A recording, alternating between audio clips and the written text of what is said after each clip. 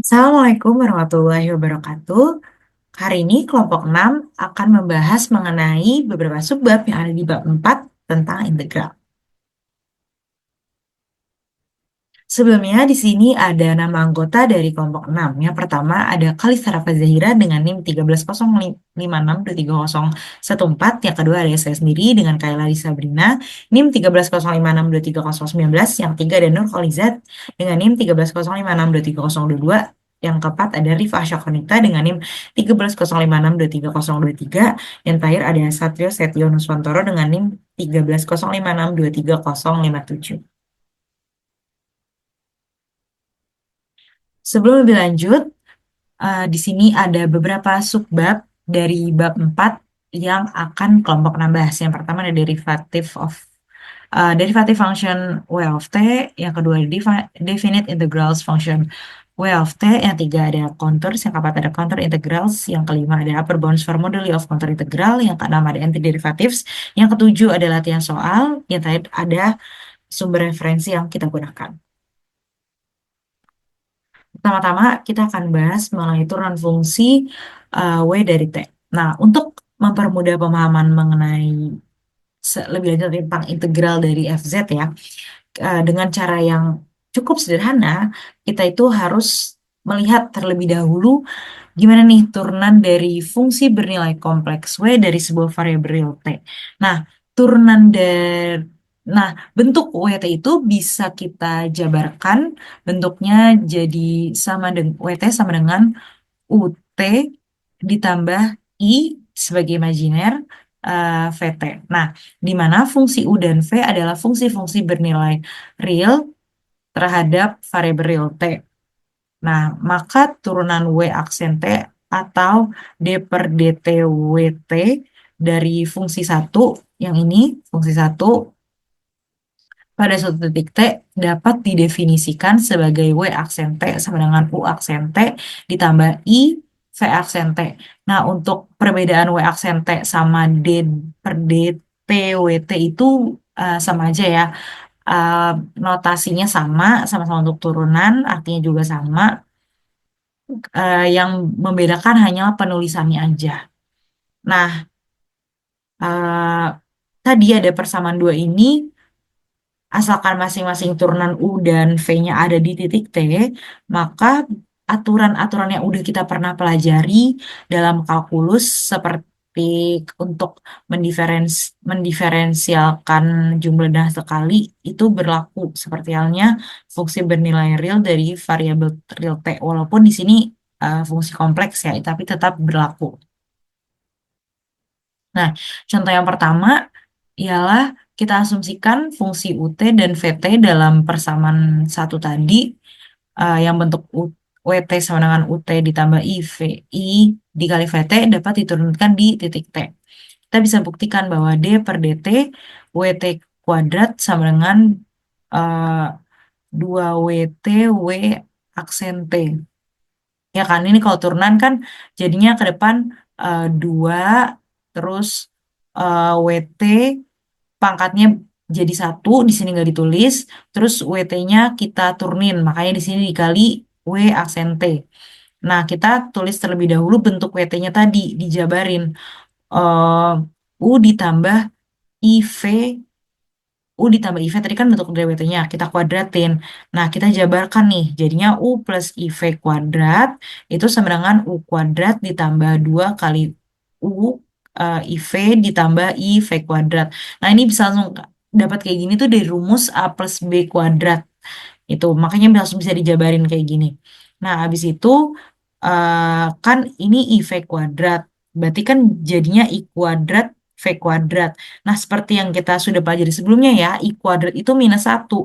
Jadinya efek I kuadrat V kuadrat ini jadinya min V kuadrat. Makanya U plus IV kuadrat itu jadinya U kuadrat min V kuadrat ditambah I 2UV. Nah, habis itu kan kita udah dapat nih hasilnya ini. Kita turunkan terhadap T.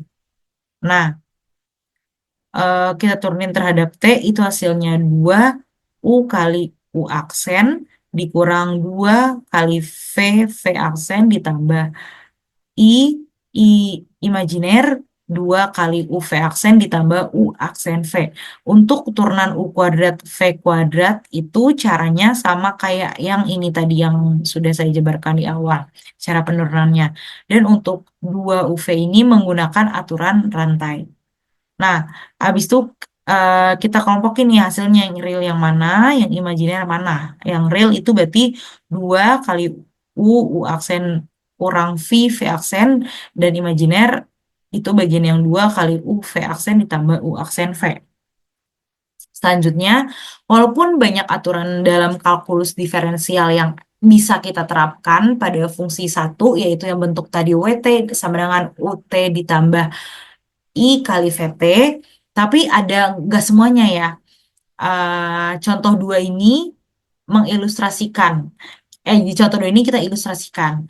Contoh, misal ya, kita asumsiin WT itu adalah fungsi yang kontinu pada interval A kurang dari sama dengan A lebih dari sama dengan T dan kurang dari sama dengan B. Artinya, fungsi yang komponennya UT dan VT itu juga kontinu di titik-titik ini nih. Nah, meskipun turunan W aksen T ada untuk A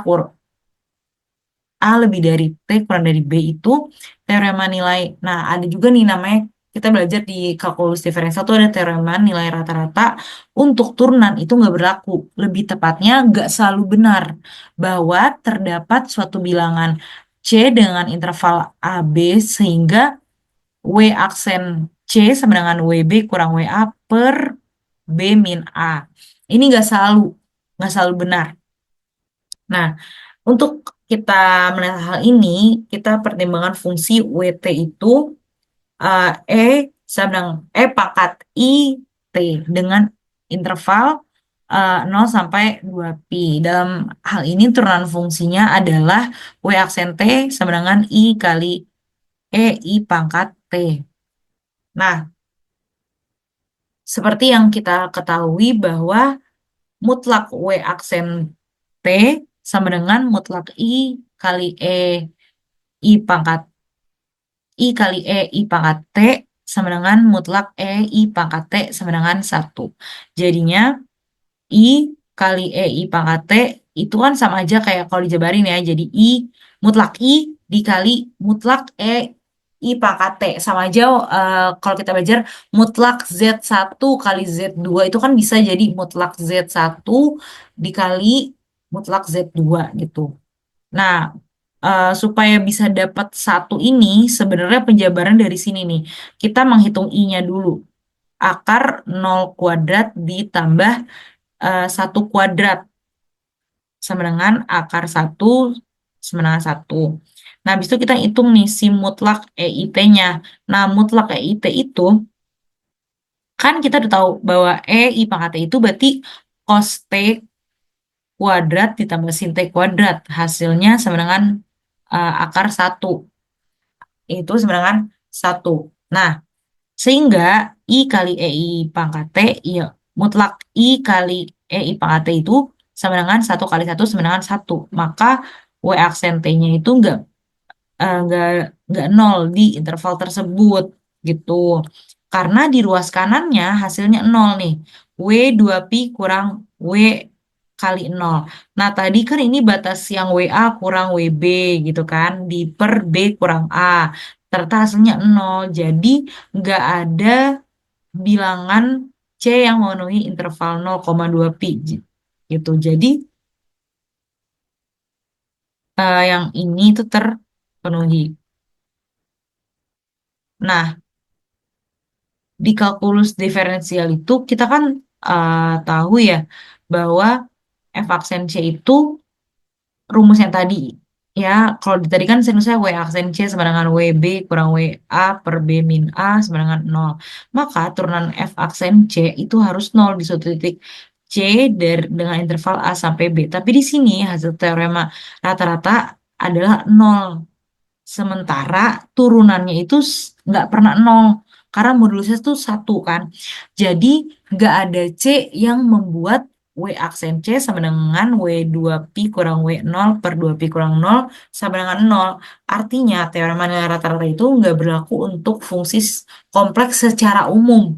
Karena perbandingan antara dua nilai fungsi di ujung interval itu nggak jamin adanya titik-titik di tengah dengan turunan yang sama, terutama karena fungsi kompleks itu bisa berputar di bidang kompleks, bukan sekedar kayak fungsi real yang coba bisa naik atau turun.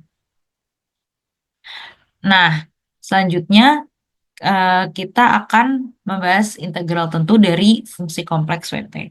Nah, ketika WT adalah fungsi kompleks dari variabel real T, WT dapat ditulis nih, sama-sama ya bentuknya UT ditambah I kali VT, di mana UT dan VT adalah fungsi-fungsi bernilai real. Maka integral tentu dari WT pada interval eh, T kurang dari sama dengan A dan lebih dari eh, ET lebih dari sama dengan A dan kurang dari sama dengan B itu bisa kita definisikan. Jadi integral WT terhadap DT dengan batas A sampai B sama dengan A sama dengan UT, integral UT terhadap DT dengan batas A sampai B dan I di sini imajiner, integral VT terhadap DT dari batas A sampai B. Nah, dengan syarat bahwa integral-integral terpisah di sebelah kanan eh, dan terdefinisi.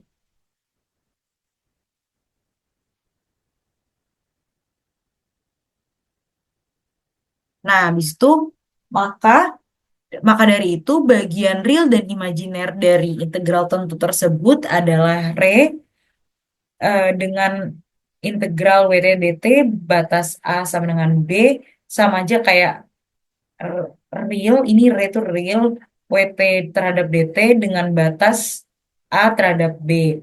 Begitupun dengan bagian yang imajiner gitu. Jadi untuk penghitung integral dari WT, kita hitung integralnya itu terpisah bagian real sama imajinernya. Nah, ini penting nih karena WT itu kan fungsi yang kompleks ya, terus terdiri dari dua komponen, real dan imajiner. Jadi kita perlu menghitung integralnya itu secara terpisah untuk setiap komponen tersebut gitu. Nah, ini contohnya, misalkan kita mau menghitung integral dari pangkat IT terhadap T di interval 0 sampai pi per 4. Nah, berarti kita bentuk tadi gini, 0 integral E I, integral dari E I T terhadap DT terhadap T dengan batas 0 sampai pi per 4. Nah, antiderivatif atau integralnya ialah E I T per I gitu. Nah, makanya dapatlah nih kan. Nah, terus kan kalau E I T DT gitu kan. Nah, dengan batas 0 sampai pi per 4, itu tuh kita bisa jabarin kan yang EIT itu jadi cos T plus I sin T DT dengan batas 0 sampai pi per 4. Nah, tadi ya, seperti yang sudah dijelaskan sebelumnya, ngitung bagian real dan imajiner itu terpisah. Jadi di sini cos T DT-nya sendiri, terus sin T DT-nya sendiri. Nah, hasilnya setelah diintegralin, cos T dt itu jadi sin T dengan batas 0 sampai pi per 4 dan sin T dt diintegralin jadi min cos T dengan batas 0 sampai pi per 4. Yaitu terus habis itu kita masukin batas-batasnya, hasilnya adalah 1/2 ditambah I min 1/2 plus 1. Nah, untuk mengetahui bahwa integral dari WT itu ada, kita harus pasti ini bahwa komponen UT dan VT-nya itu adalah piecewise continuous atau fungsi yang terpotong pada interval eh, T lebih dari sama dengan A dan kurang dari sama dengan B. Nah, fungsi tersebut dapat tidak kontinu, tetapi jadi fungsi pisah itu tetap eh bisa nggak kontinu gitu, hanya pada titik terbatas. Nah, walaupun gitu, dia tuh tetap memiliki limit satu sisi di titik-titik tersebut. Limit satu sisi itu biasanya diperluin di titik awal dan akhir interval. Artinya, pada titik A yang ini hanya limit kanan yang diperlukan dan pada titik B hanya limit kiri yang diperlukan. Terus tadi bilang, saya udah sempat jelasin bahwa fungsi terpotong kontinu berarti bahwa fungsi tersebut kontinu hampir di seluruh interval, kecuali pada sejumlah titik-titik yang terbatas. Nah, aturan yang diantisipasi untuk eh, si integral ini ialah yang pertama mengintegrasikan hasil kali antara suatu konstanta kompleks dan suatu fungsi WT. Yang kedua, mengintegralkan penjumlahan dari fungsi-fungsi. Yang ketiga, menukar batas-batas integrasi. Dia ini yang berlaku ya, aturan-aturan yang dari kalkulus sebelumnya yang kita pelajari yang masih berlaku di integral tentu dari si fungsi kompleks ini. Nah, dari aturan sebelumnya itu kan Indra tadi ada nih yang udah dari yang persamaan di awal kan tadi sudah dipisah ya bagian real dan imajinernya ini. Nah, ini tuh sebenarnya mudah dibuktikan dengan mengingat kembali aturan-aturan yang sesuai dalam kalkulus. Nah, kalkulus integral biasanya. Nah, eh, ini ada yang namanya TDK, teorema dasar kalkulus yang melibatkan anti turunan. Dapat kita perluas juga agar berlaku juga untuk integral yang terletak pada persamaan dua. Nih, persamaan dua yang mana nih? Nah, persamaan dua itu yang ini tadi nih. Nah, ini dia persamaan dua. Di sini ada WT sama dengan UT plus imajiner VT dan W besar T UT ditambah I VT. Nah, bedanya apa? Kalau WT yang kecil ini eh, dia adalah fungsi yang kita ingin integralkan dalam interval si AB ini. Nah, kalau W besar T sama dengan yang W besar T ini adalah antiturunan dari si WT ini, fungsi WT. Nanti jika kita turunin nih yang WT gede ini, hasilnya adalah ini. Nah, makanya dia tuh bersifat kontinu pada interval T lebih dari sama dengan A dan kurang dari sama dengan B jika W aksen T sama dengan WT, ya kan? W besar aksen T sama dengan WT pada interval tersebut, maka U aksen T sama aja kayak U aksen T besar sama aja dengan UT dan V aksen T besar sama dengan VT. Dari definisi dua tadi, ini WTDT diintegralkan dengan batas A sampai B, itu hasil akhirnya ialah WT integral WT terhadap T dari A sampai B ini dikurang nanti kita masukin batasnya dapatlah WB kurang WA. Nah, teorema rata-rata nokturnan dalam kalkulus tidak berlaku untuk fungsi kompleks WT. Tadi di turunan yang udah kita sempat bahas. Nah, pada contoh kedua juga bakal ditunjukin nih bahwa teorema rata-rata itu untuk integral juga nggak selalu berlaku. Nah, misalkan WT adalah fungsi bernilai kompleks yang kontinu terhadap T pada interval T lebih dari sama dengan A dan kurang dari sama dengan B. Kita nih mau nunjukin nih bahwa nggak selalu ada bilangan C dengan interval A sampai B yang memenuhi ini persamaan 5 tadi yang udah sempat kita buktiin ini kan. Nah, untuk itu ambil contoh khusus aja. A sama dengan 0, B sama dengan 2pi. Ini adalah batas-batasnya nih. Nah, habis itu untuk fungsinya kita masih pakai fungsi WT yang E, I sama dengan WT sama dengan EI pangkat T dengan interval T lebih besar dari sama dengan 0 dan kurang dari sama dengan 2pi.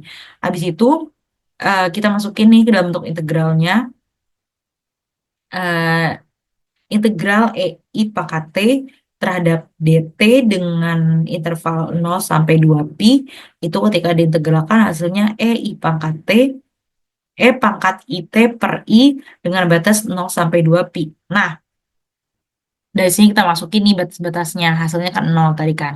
Nah, kenapa sih bisa dapat yang ini yang bagian E, I, T seper 2pi? Per I itu tuh jangan lupa tentang rumus integral.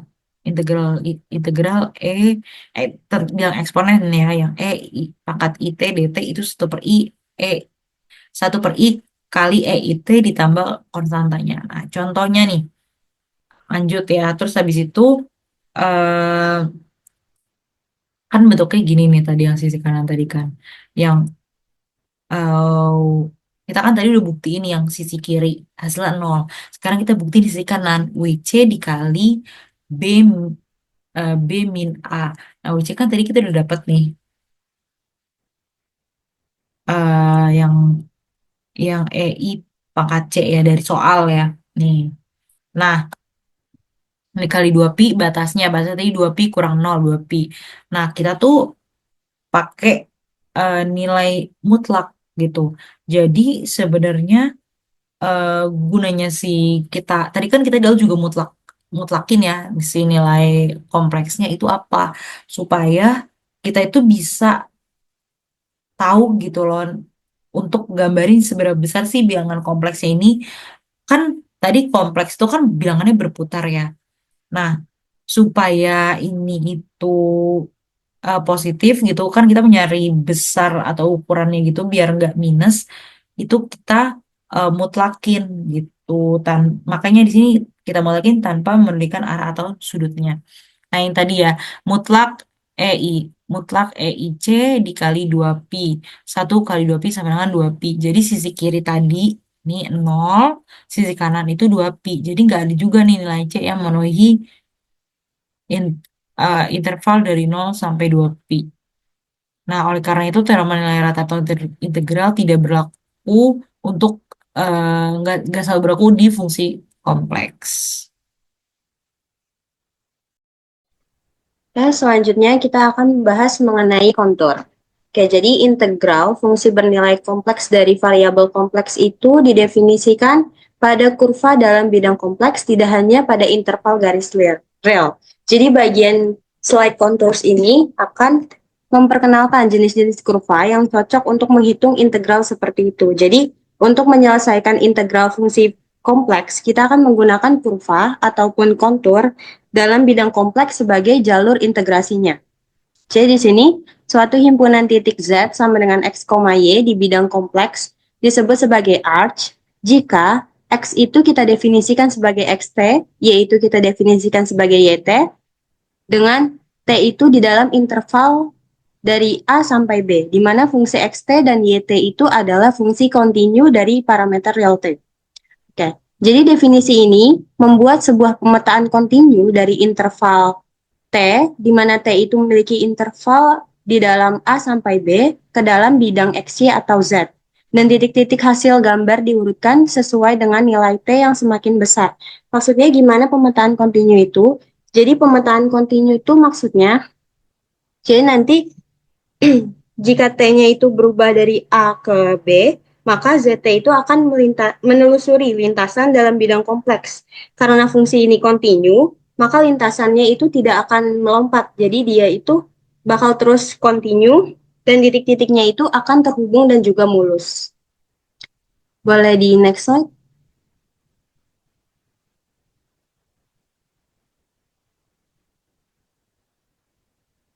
Selanjutnya, akan lebih mudah jika titik-titik dari C ini kita gambarkan menggunakan persamaan berikut. Jadi ini persamaannya, Z kita definisikan sebagai ZT, di mana T itu berada dalam interval A sampai B, dan di mana ZT itu sama dengan XT ditambah IYT. Dan arc C itu disebut sebagai arc sederhana atau Jordan arch jika tidak melintasi dirinya sendiri. Itu maksudnya itu C sederhana jika ZT1 tidak sama dengan ZT2 ketika T1 tidak sama dengan T2. Artinya arc sederhana itu ketika tidak melintasi dirinya sendiri dan titik awalnya itu tidak sama dengan titik akhirnya atau titik awal dan titik akhirnya berbeda, maka disebut sebagai arc sederhana.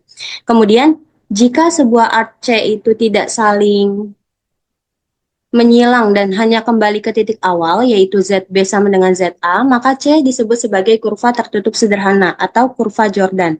Maksudnya kurva tertutup sederhana itu ketika titik awal dan titik akhirnya sama dan tidak saling menyilang atau lintasannya itu hanya dilalui satu kali. Dan kurva seperti ini itu dikatakan berorientasi positif jika dilalui dalam arah berlawanan jarum jam.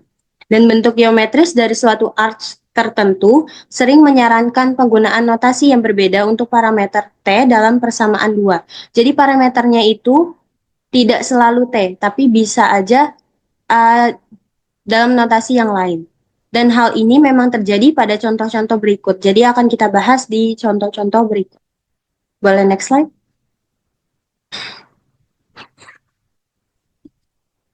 Oke, jadi di sini ada contoh satu, di mana garis poligonal didefinisikan melalui persamaan Z sama dengan X plus IX ketika X-nya itu berada dalam interval 0 sampai 1 dan Z sama dengan X plus I ketika X-nya itu di dalam interval 1 sampai 2. Dan ZX ini kita artikan sebagai fungsi yang bernilai kompleks. Dari sini kita bisa lihat bahwa parameternya itu nggak selalu T, tapi di sini untuk contoh satu ini parameternya itu adalah X. Nah, penyelesaiannya ini, pertama, untuk di interval X 0 sampai 1, maka Z sama dengan X plus IX. Di sini kita manipulasi, jadi Z sama dengan X dikali 1 plus I, maka ketika X-nya sama dengan 0, Z-nya itu sama dengan 0. Dan ketika X-nya sama dengan 1, maka Z-nya itu sama dengan 1 plus I. Jadi, garis ini untuk di interval ini adalah dari 0 ke titik 1 plus I. Boleh next slide? Oke. Next slide, sorry. Nah, oke, sedangkan untuk interval yang kedua, di interval X, intervalnya itu dari 1 sampai 2, maka Z-nya itu akan sama dengan X plus I, dan ketika X-nya sama dengan 1, maka Z-nya itu sama dengan 1 plus I. Ketika X-nya sama dengan 2, maka Z-nya sama dengan 2 plus I. Jadi, untuk interval ini, garisnya itu berbentuk garis horizontal dari titik Z sama dengan 1 plus I ke Z sama dengan 2 plus I. Sehingga di sini, ketika kita gambarkan akan membentuk suatu arc sederhana, yaitu mulai dari 0 sampai 1 plus I, habis itu lanjut dari 1 plus I, lanjut ke 2 plus I, di mana kita bisa lihat di sini titik awal dan titik akhirnya itu berbeda. Titik awalnya di 0, titik akhirnya di 2 plus I. Maka gambar ini atau fungsi Z yang ini itu membentuk suatu arc sederhana. Boleh di next slide? Selanjutnya kita ke contoh 2, di mana di sini ada lingkaran satuan.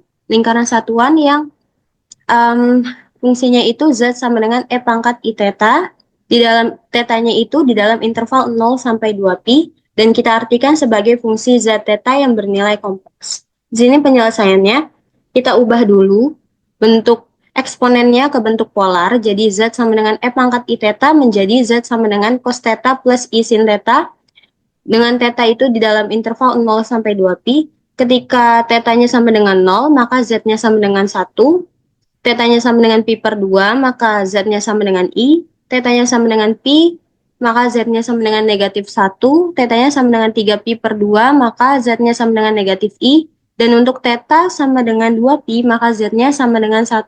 Dari penjabaran ini kita bisa lihat bahwa titik awal dan titik akhirnya sama, yaitu sama-sama di 1. Oke, kita akan lihat gambarnya terlebih dahulu. Boleh di next slide? Oke, jadi ini bentuk gambar dari fungsi yang tadi kita cari, yaitu Z sama dengan E pangkat I theta, di mana tadi kita bisa lihat dia itu mulai dari 1, kemudian dia ke kanan orientasinya, atau berlawanan dengan arah ke kiri, atau berlawanan dengan arah jarum jam. Jadi kita bisa sebut atau kita bisa simbolkan bahwa kurva ini itu membentuk kurva tertutup sederhana, karena di sini itu titik awal dan titik akhirnya itu sama, yaitu sama-sama berhenti di 1. Di 1, kemudian juga dia itu dilintasi hanya 1 kali. Makanya ini merupakan kurva tertutup sederhana. Orientasinya juga positif karena dia berlawanan arah jarum jam. Boleh next slide? Sedangkan untuk fungsi Z sama dengan Z0 plus RE pangkat I theta akan menghasilkan suatu lingkaran dengan pusat di Z0 dan dengan jari-jari R. Kalau tadi kan itu pusatnya di 0,0 dan jari-jarinya itu di 1 karena lingkaran satuan kan. Nah, kalau yang ini itu pusatnya di Z0 dan jari-jarinya itu R. Nah, ini kita bisa lihat gambarnya akan membentuk gambar seperti ini, di mana ini juga orientasinya positif karena dia berlawanan arah jarum jam, di mana dia ke kiri ya. Dan juga ini merupakan kurva tertutup sederhana karena hanya dilintasi satu kali. Boleh di next slide. Selanjutnya kita ke contoh 3. Jadi ada arch. Arch-nya itu Z sama dengan E pangkat negatif I theta. Dengan tetanya itu di interval 0 sampai 2pi. Jadi sepintas kita lihat itu sama. Sama-sama bentuk eksponen kan. Tapi yang tadi E pangkat I theta di contoh 2, sedangkan yang ini E pangkat negatif I theta. Jadi kurva ini sebenarnya tidak sama dengan kurva yang dijelaskan pada persamaan 5 tadi, yang di contoh 2 itu. Di sini itu, sorry, ini typo, harusnya Z sama dengan E pangkat minus theta, maka Z-nya itu kalau bentuk polar akan sama dengan cos theta negatif I sin theta dengan interval theta itu di 0 sampai 2pi. Jadi ketika tetanya 0, maka Z-nya 1, ketika tetanya pi per 2, Z-nya negatif I, tetanya pi, Z-nya negatif 1, tetanya 3pi per 2, maka Z-nya I, dan tetanya 2pi, Z-nya sama dengan 1. Nah, ini kita bisa lihat bahwa titik awal sama titik akhirnya itu sama-sama 1, hanya saja orientasinya itu dia searah dengan jarum jam. Jadi dia itu dari 1, terus dia ke bawah, ke negatif 1, kemudian dia ke kiri, ke negatif I, sorry. Kemudian dia ke kiri, ke negatif 1, terus dia ke I, habis itu dia kembali lagi ke 1. Jadi ini orientasinya searah jarum jam. Jadi sebenarnya yang membedakan antara kurva Z sama dengan E pangkat negatif I theta dengan Z sama dengan E pangkat I theta itu adalah arah penelusurannya. Yang tadi itu berlawanan arah jarum jam, maka orientasinya positif, sedangkan ini searah jarum jam, maka orientasinya negatif. Boleh next slide. Kita lanjut ke contoh keempat. Jadi the point on the arch itu Z sama dengan E pangkat I2 theta, dengan theta berada di interval 0 sampai 2pi. Jadi kita bisa lihat di sini, ketika kita selesaikan, maka titik-titik pada kurva ini sebenarnya sama dengan titik-titik yang membentuk kurva pada persamaan 5 dan 7. Atau bisa dibilang, fungsi Z sama dengan E pangkat I2 theta ini tetap menghasilkan titik-titik pada lingkaran satuan tadi, yang pusatnya di 0,0 dan jari-jarinya di 1. Namun kurvanya ini berbeda, karena kurva yang dihasilkan ini itu bukan kurva tertutup sederhana, tapi kurva tertutup tidak sederhana. Karena kita bisa lihat di sini, E pangkat I2 theta, yang mana berarti lintasannya itu dilalui 2 kali, tidak hanya 1 kali. Jadi sudut total yang dilalui oleh kurva ini adalah dari 0 sampai 4pi. Oleh karena itu, lingkaran satuannya tuh dilalui 2 kali dan berlawanan arah jarum jam. Jadi orientasinya itu positif, hanya saja kurvanya itu bukan kurva sederhana karena dilalui lebih dari 1 kali lintasannya. Boleh next slide?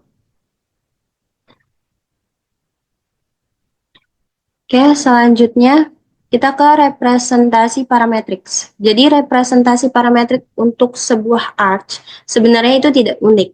Karena kan tadi kita bisa lihat intervalnya itu, parameter intervalnya itu bisa dilambangkan oleh apa aja. Tadi kan selain T bisa X, bisa Theta, dan bisa lainnya lagi. Jadi faktanya kita bisa mengubah interval parameter ke interval lainnya. Secara khusus misalnya di sini kita ubah atau kita definisikan parameter interval T itu sebagai fungsi dari V tau, di mana tau itu berada di interval dari alfa sampai beta, di mana V itu adalah fungsi yang bernilai real yang memetakan interval dari tau, di mana tau itu berada di interval alfa sampai beta, ketika interval T itu yang berada di interval A sampai B, dalam representasi tadi, 2, maka nanti kita bakal lihat di figur 37 atau di gambar 37, dan kita akan mengasumsikan bahwa V itu adalah fungsi kontinu dengan turunan yang juga kontinu. Jadi kita juga mengasumsikan bahwa V aksen T itu akan lebih dari 0 untuk setiap tau. Hal ini menjamin bahwa T itu meningkat seiring bertambahnya tau. representasi 2 itu kemudian diubah oleh persamaan 9 menjadi, di sini kita definisikan Z itu akan sama dengan Z tau, di mana tau itu berada di interval alfa sampai beta, di mana Z tau itu kan sama dengan Z fungsi Z di dalam yang apa ya, bergantung terhadap fungsi V tau. Boleh di next slide.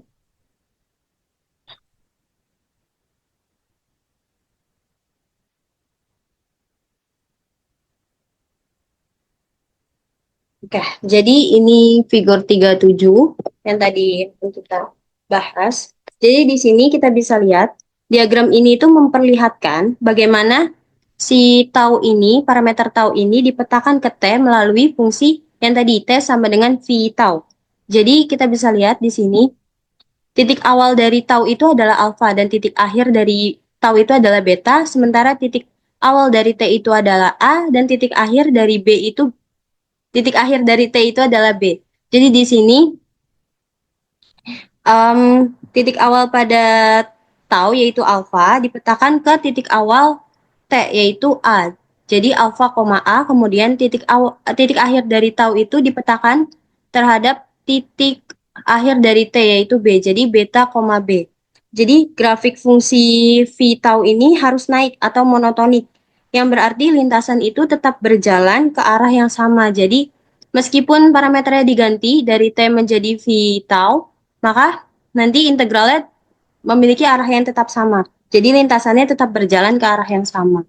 Selanjutnya di sini, misalkan sekarang bahwa komponen X aksen T dan Y aksen T itu dari turunan yang ada di section 41, itu adalah Z aksen T sama dengan X aksen T plus Y aksen T dari fungsi 3 digunakan untuk merepresentasikan C, di mana C itu continue di seluruh interval T, di mana interval dari T itu adalah A sampai B, maka arch tersebut dikatakan differentiable arch dan fungsi bernilai real.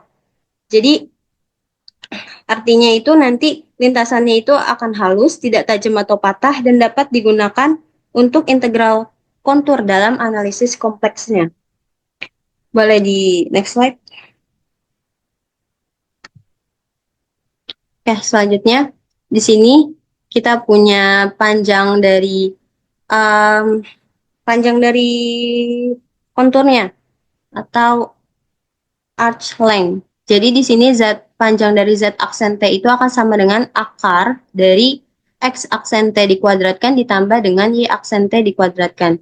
Dapat diintegrasikan selama T itu masih berada di interval A sampai B, dan faktanya menurut definisi panjang arch dalam kalkulus itu adalah panjang C adalah L sama dengan integral dari A sampai B, Z aksen T terhadap T.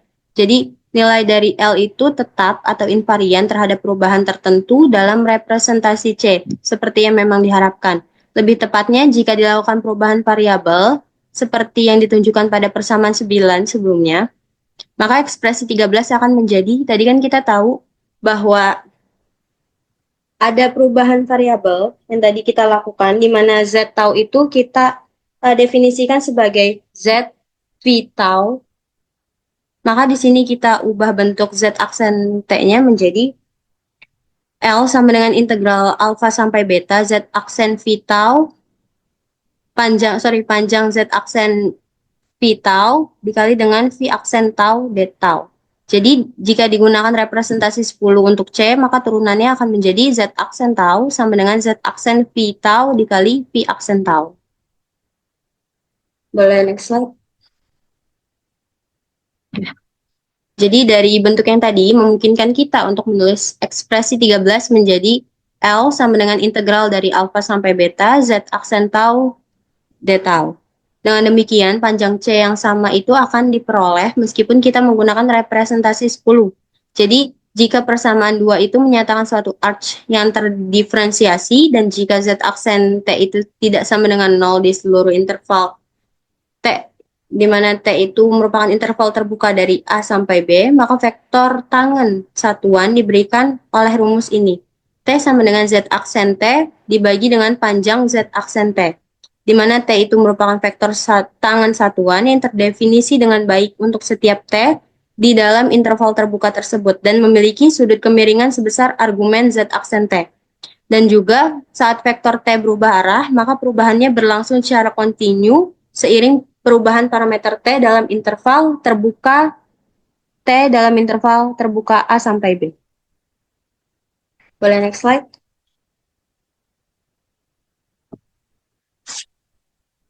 Oke. Ekspresi untuk T ini adalah yang biasa kita pelajari dalam kalkulus dengan mendefinisikan ZT sebagai vektor posisi atau radius vektor. Kurva seperti ini disebut sebagai arch yang mulus atau smooth arch. Jika kita merujuk pada sebuah arch mulus, Z sama dengan ZT, di mana T itu berada dalam interval A sampai B, maka turunan Z aksen T itu akan kontinu pada interval tertutup T yang berada dalam interval A sampai B, dan turunan Z aksen T itu juga tidak akan pernah nol pada interval terbuka dari T, di mana T itu berada dalam interval terbuka A sampai B, sehingga sebuah kontur atau arch yang mulus secara bertahap, piecewise smooth arch, adalah kurva yang terdiri dari sejumlah arch mulus yang disambung dari ujung ke ujung dalam jumlah terbatas. Oleh karena itu, jika persamaan dua itu menyatakan sebuah kontur, maka fungsi ZT itu adalah fungsi kontinu di seluruh interval, tetapi turunan Z aksen T hanya kontinu secara potongan atau piecewise continuous. Dan garis poligon seperti pada persamaan 4 yang tadi kita sudah bahas adalah contoh dari sebuah kontur. Boleh next slide. Jadi jika hanya nilai awal dan akhir dari ZT yang sama tetapi tidak beririsan di tengah, maka kontur itu disebut sebagai kontur tertutup sederhana. Seperti yang tadi sudah dijelaskan mengenai kontur tertutup sederhana atau simple closed contour. Contohnya itu tadi yang kita sudah bahas juga, kontur tertutup sederhana itu contohnya adalah lingkaran pada persamaan 5, yaitu yang memiliki persamaan Z sama dengan E pangkat I theta, dan juga yang ada pada persamaan 6. Nah, batas segitiga atau persegi panjang yang diambil dengan arah tertentu juga termasuk ke dalam kontur tertutup sederhana. Selanjutnya, panjang sebuah kontur atau kontur tertutup sederhana adalah jumlah dari panjang semua arch mulus penyusunnya yang tadi kita bahas itu mengenai panjang kontur. Nah, titik-titik pada kurva tertutup sederhana C itu adalah titik batas dari dua wilayah yang berbeda. Yang pertama itu bagian dalam atau interior kurva C, di mana bagian interior itu merupakan wilayah yang terbatasnya dari kurva.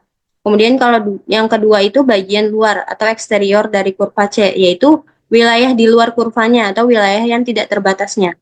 Nah, pernyataan dari yang tadi sudah disampaikan itu merupakan pernyataan yang dikenal sebagai teorema kurva Jordan atau Jordan Curve Theorem. Dan ini tuh kita langsung terima aja, kita nggak cari pembuktian teoremanya sebagai hal yang secara geometris masuk akal. Karena pembuktiannya itu dari buku aja udah dibilang cukup sulit. Oke, selanjutnya kita akan memasuki materi mengenai integral kontur. Nah, di sini ada pengantar. Jadi, kita akan mempelajari integral dari fungsi kompleks fz sepanjang suatu kontur C dari titik awal Z1 ke titik akhir Z2. Di mana bisa dapat kita tulis yaitu integral kontur fz dz atau integral dari batas Z1 sampai Z2 fz dz. Nah, di sini definisi misalkan ada suatu kontur C yang didefinisikan oleh fungsi parametrik dengan Z sama dengan ZT dengan interval dari A kurang dari sama dengan T kurang dari sama dengan B. Nah, berarti Z1-nya itu sama dengan ZA dan Z2-nya sama dengan ZB. Kita anggap bahwa fungsi fz itu yang ditulis sebagai fzt ketika diparameterkan bersifat piecewise continuous pada jalur C. Nah, dengan asumsi ini kita dapat mendefinisikan integral garis kontur dari f sepanjang C menggunakan parameter T.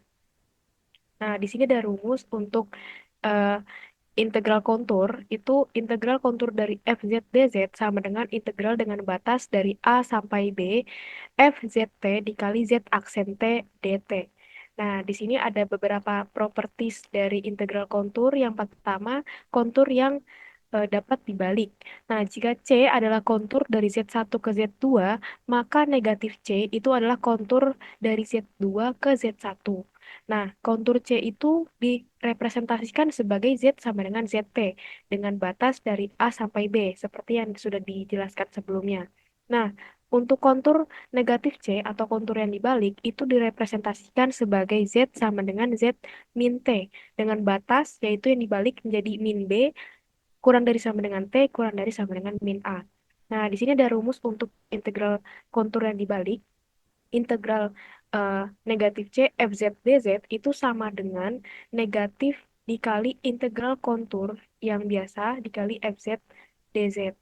Nah, rumus ini itu ada pembuktiannya. Jadi, dengan Z sama dengan Z min T dengan batas min B kurang dari sama dengan T kurang dari sama dengan min A, itu bisa kita masukkan ke rumus ini. Integral negatif C, integral kontur yang dibalik dari FZ dz itu sama dengan integral dengan batas dari min B sampai min A FZ min T dikali dz min T per dt dikali dt. Ini dz min T per dt itu kan sama aja bisa kita tulis sebagai z aksen min T ya. Nah, turunan dari z aksen min T itu kan ada negatifnya. Sehingga negatif negatif ini dapat dari turunan dari z aksen min T ini. Nah, negatifnya bisa kita taruh di depan. Nah, sekarang kita dapatkan persamaan ini. Ini kita lakukan permisalan variabel Dani tambahan itu tau sama dengan min T. Jadinya kan d tau itu sama dengan min dt. Nah, artinya batas yang T dari min A sama min B itu T sama dengan min A itu taunya itu kan jadi sama dengan A. Karena tau tadi kan sama dengan min T. Nah, dan T itu sama dengan min B itu kita ubah jadi taunya sama dengan B. Nah, sehingga bisa kita masukkan ke persamaan ini yang tadinya T kita ubah jadi tau. Sehingga integral kontur C yang dibalik FZ dz itu sama dengan negatif integral dengan batas dari B sampai A FZ tau dikali Z aksen tau dikali min D tau. Karena kan D tau itu kan sama dengan min dt. Nah, negatifnya kita pindah ke D tau. Nah, ini di sini ada negatif, terus d taunya ada negatif, sehingga jadi positif kan. Menjadi integral dengan batas dari B sampai A, FZ tau dikali Z aksen tau D tau. Nah, integral sebelumnya kan kita batasnya dari B sampai A. Nah, ini sekarang mau kita balik dari A sampai B. Nah, menurut aturan kalkulus, kalau misalkan integral, kalau batasnya itu dibalik, maka dia akan menghasilkan negatif. Sehingga ketika batasnya ini dari B sampai A, kita ubah dari A ke B, akhirnya muncullah negatif. Sehingga terbukti dari pembuktian ini bahwa integral dari konturan dibalik FZ/dz itu akan sama dengan negatif dari integral kontur biasa dikali FZ dz. Nah, jadi tau ini kalau kita lihat persamaan di sini itu arahnya akan menuju integral kontur biasa dari FZ dz. Nah, variabel tau ini hanya sebagai variabel dummy, sebagai pembantu aja. Nah, di sini ada gambar eh, visualisasi dari kontur yang dibalik di mana Z1 merupakan titik awal, Z2 merupakan titik akhirnya. Nah, C yang positif ini merupakan arahnya kan ke kanan. Nah, ketika dibalik arahnya berlawanan arah menjadi negatif C, integral kontur yang dibalik. Nah, selanjutnya yaitu penjumlahan kontur. Nah, lintasan C itu terdiri dari dua bagian. C1 dari titik Z1 ke Z2, C2 itu dari titik Z2 ke Z3. Nah, untuk bisa melihat gambarnya, ini maksudnya begini. Jadi C1 dari titik Z1 ke Z2, C2 dari titik Z2 ke Z3. Nah, terdapat suatu nilai C sedemikian sehingga ada A kurang dari sama dengan C, kurang dari sama dengan B, dan ZC-nya itu sama dengan 2. Jadi dengan demikian, kontur C1 itu bisa kita representasikan oleh Z sama dengan ZT dengan batas dari A kurang dari sama dengan T kurang dari sama dengan C. Kontur C2 itu direpresentasikan oleh Z sama dengan ZT dengan batasan C kurang dari sama dengan T kurang dari sama dengan B. Sehingga integral dengan batas A sampai B, FZT dikali Z aksen T dt, ini bisa kita jumlah konturnya. Jadi kontur C1 itu kan batasnya dari A sampai C. Ini untuk kontur C1. FZT dikali Z aksen T dt ditambah kontur C2 dengan batasan C sampai B dengan FZT dikali Z aksen T dt. Sehingga ini, bentuk rumus ini bisa kita tulis ulang sebagai integral kontur FZ dz sama dengan integral C1 FZ dz ditambah integral dari C2 FZ dz. Nah, ini gambar yang tadi sudah dijelaskan sebelumnya. Selanjutnya yaitu jika Z0 adalah suatu konstanta kompleks, maka integral kontur Z0 FZ dz, nah konstantanya bisa kita keluarkan menjadi Z0 dikali integral kontur dari FZ dz.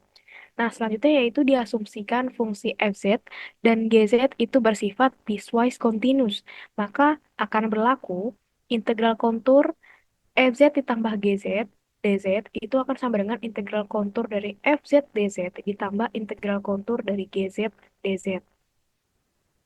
Nah, di sini ada contoh soal yang pertama. Jadi kita akan menghitung integral kontur dari 1/ZdZ. Dan ini adalah gambarnya, di mana di figur 41 ini kita ingin mencari C sama dengan C1 kurang C2.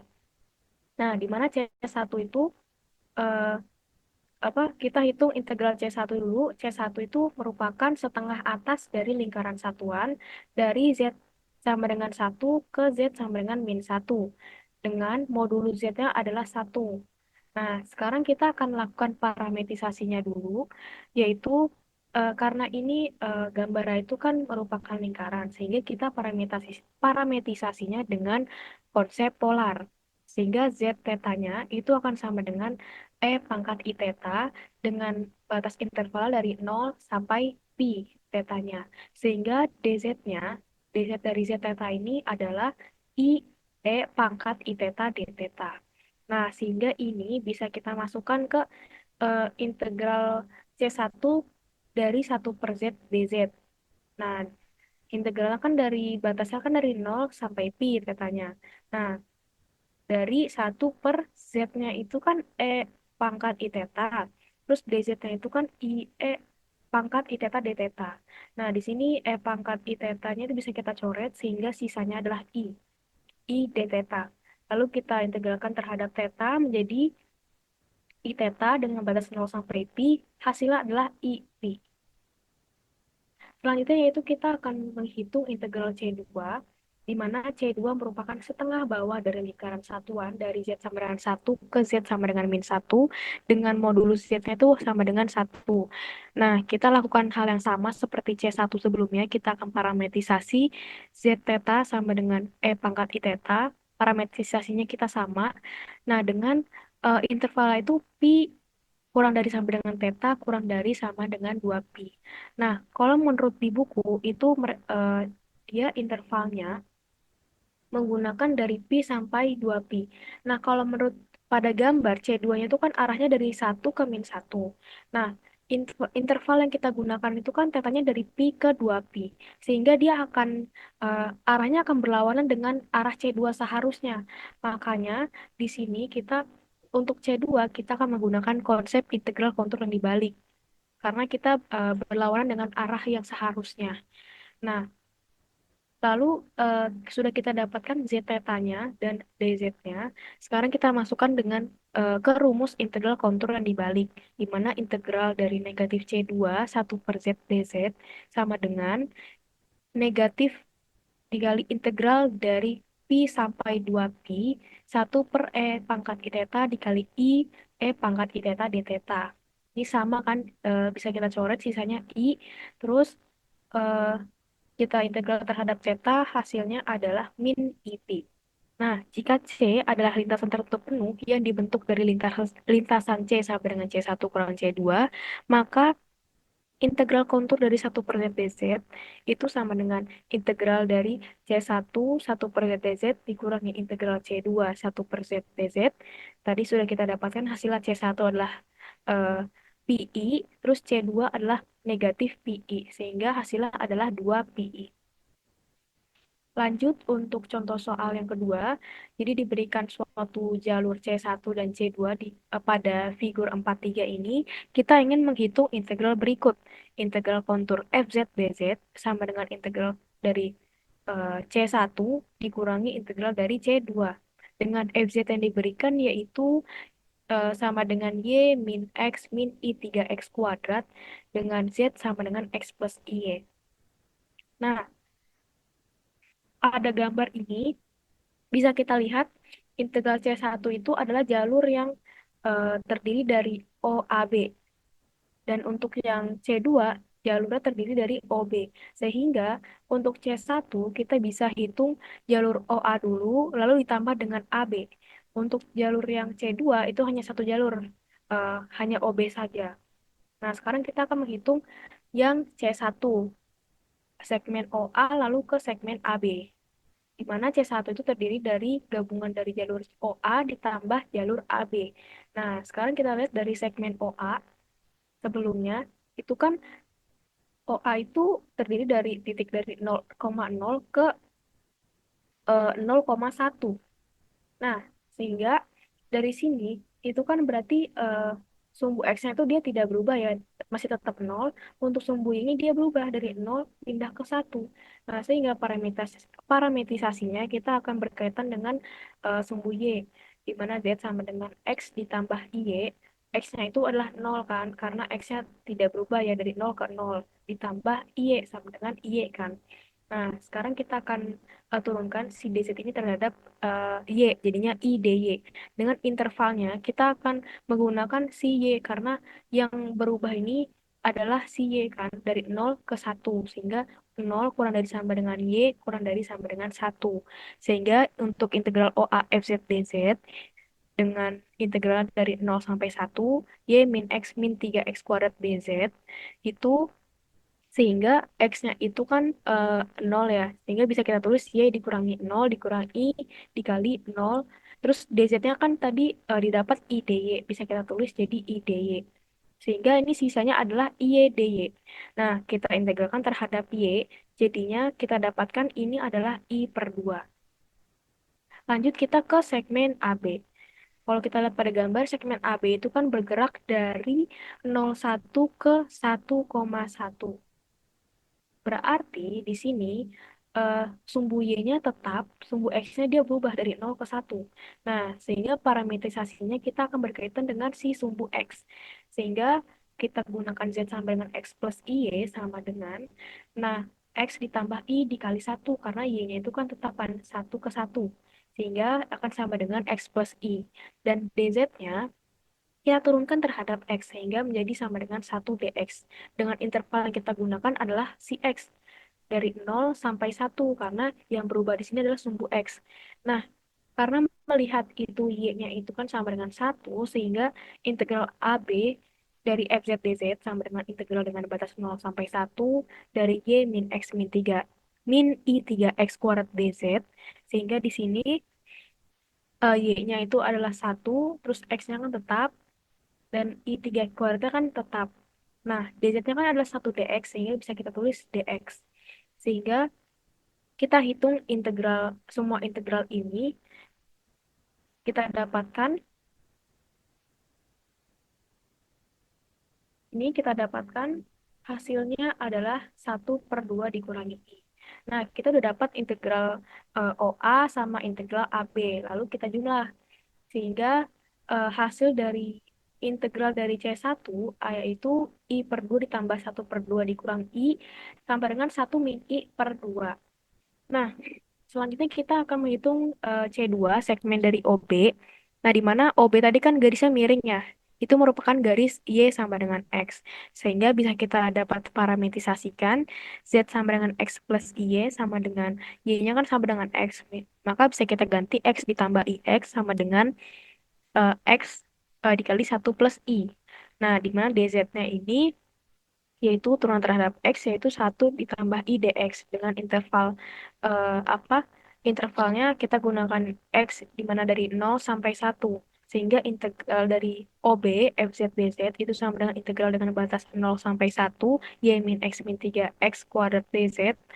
ini y-nya bisa kita ubah karena y-nya sama dengan x, bisa kita ganti jadi x dikurangi x dikurangi i 3x kuadrat.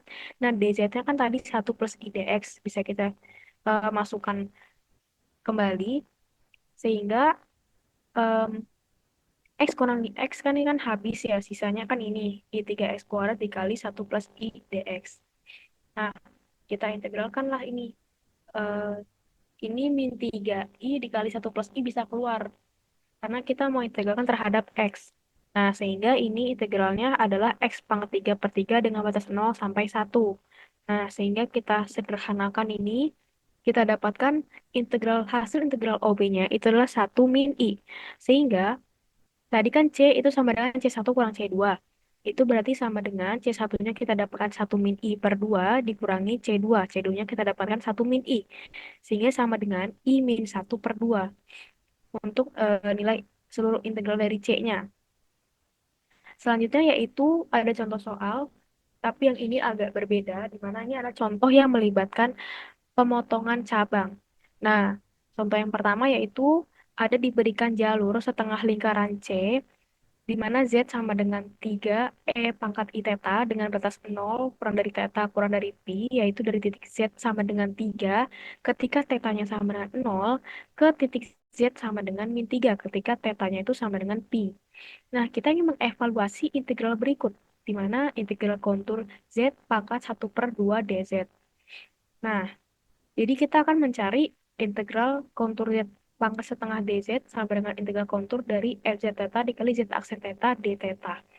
Nah, fungsi akar kompleks fz sama dengan z pangkat setengah itu bersifat multivalued. Kenapa? Karena dia itu eh, di mana z pangkat setengah itu kan bisa kita ubah ke dalam bentuk logaritma biasa ya, logaritma natural. Di mana kalau udah berkaitan dengan logaritma natural dengan logaritma yang cabang utama itu kan dia akan berkaitan dengan argumen z.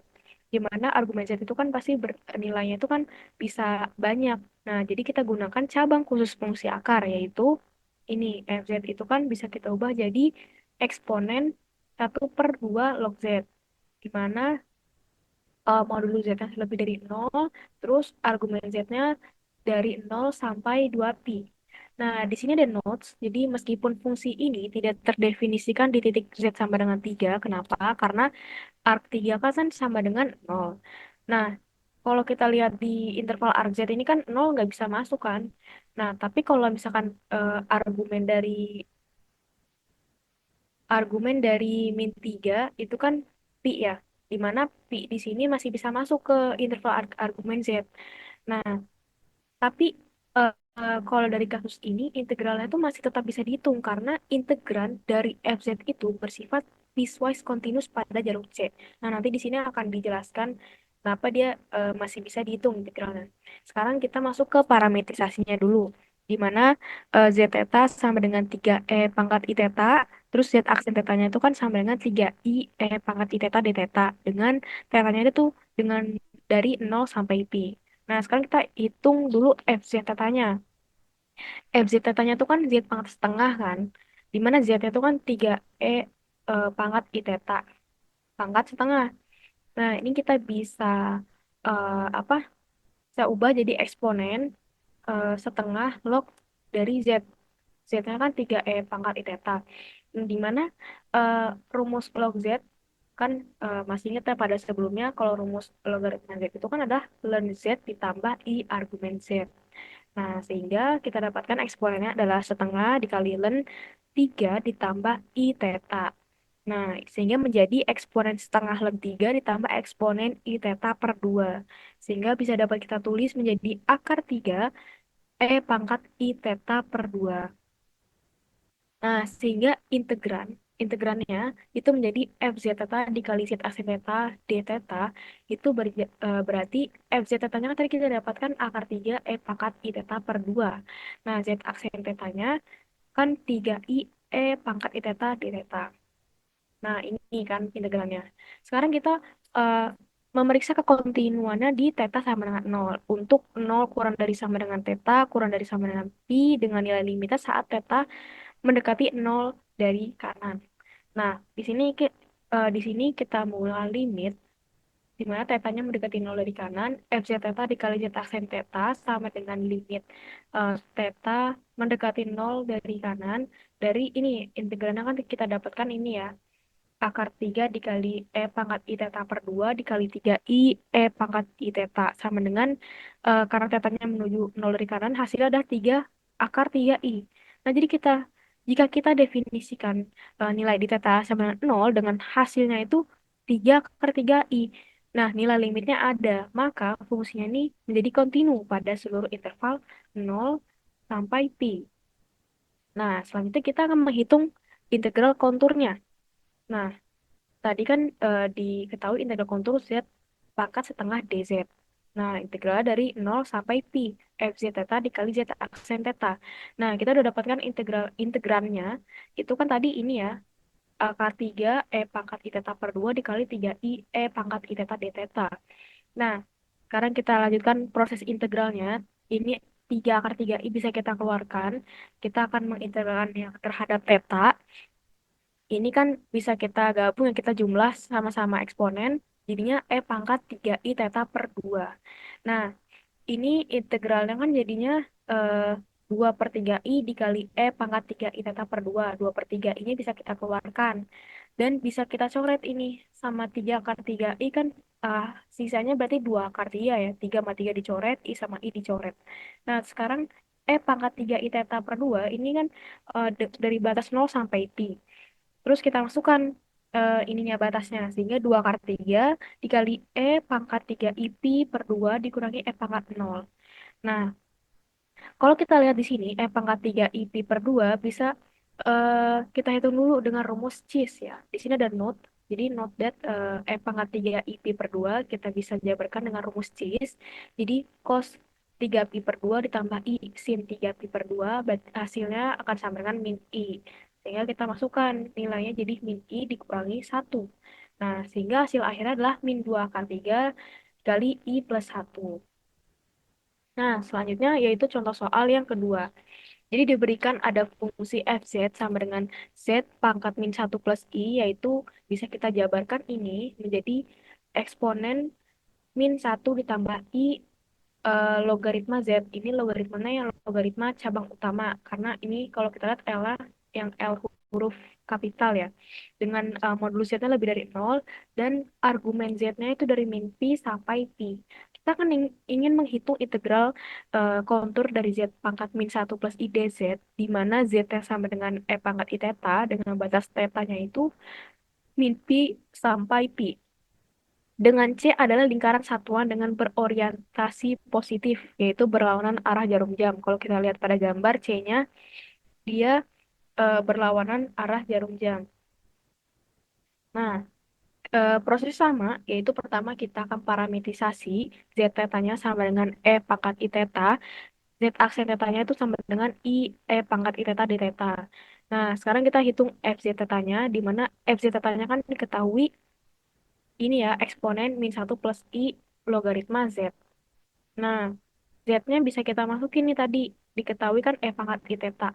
Sehingga eksponen dari min 1 plus I dikali logaritma pangkat I theta.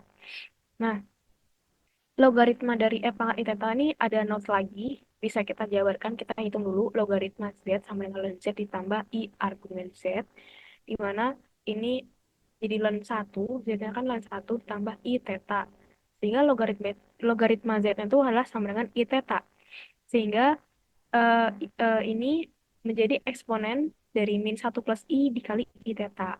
Nah, ini kita kali ke dalam, kita sederhanakan menjadi eksponen min I theta dikurangi theta. Karena I dikali I kan min ya jadinya. Nah, sehingga kita dapatkan ini adalah pangkat min I theta dikali pangkat min theta. Nah, sekarang kita masuk ke menghitung integral. Integral kontur f z dz dengan batas tadi kan petanya kan diberikan di soal dari min pi sampai pi. Sehingga integral dari min pi sampai pi f z theta dikali z aksen theta d theta. Nah, kita udah cari tadi f z theta-nya kan ini ya, pangkat min i theta dikali pangkat min theta. Kita masukkan. Terus z aksen theta-nya kan tadi didapatkan ini ya, i dikali pangkat i theta. Kita masukkan ke sini. Nah, Ini bisa kita sederhanakan, ini kan bisa kita coret E pangkat min I theta sama E pangkat I theta kan habis. Sisanya adalah IE pangkat min theta D theta. Nah, I-nya kita keluarin, kita mau integralkan terhadap theta. Nah, ini didapatkan hasilnya kan ini jadinya negatif E pangkat min theta ya, hasil integralnya. Negatifnya bisa kita keluarin barengan sama I. Terus ini berarti F pangkat min tetanya dengan batas min pi sampai pi. Nah, kita masukkan nih batasnya jadi min I dikali E pangkat min pi dikurangi E pangkat pi. Nah, ini negatif I-nya kita masukin ke dalam. Jadinya I dikali min E pangkat min pi ditambah E pangkat pi. Nah, kalau kita lihat ini, eksponen ini, itu ada note lagi nih. Ada note that sin hiperbolik pi itu kan seperti yang udah pernah kita pelajari sebelumnya, rumus dia itu kan E pangkat pi dikurangi E pangkat min pi. Ini maksudnya pi-nya ini ada di pangkat sini ya, di bagian pangkat. Ini jadinya per 2. Nah, sehingga 2-nya ini bisa kita pindah ke sin hiperbolik. Jadinya 2 sin hiperbolik pi sama dengan E pangkat pi dikurangi E pangkat min pi. Nah, sehingga ini negatif E pangkat min pi ditambah E pangkat pi itu bisa kita tulis sebagai 2 dikali sin hiperbolik pi. Sehingga hasil akhirnya adalah ini. Selanjutnya, untuk materi selanjutnya akan dijelaskan oleh teman saya.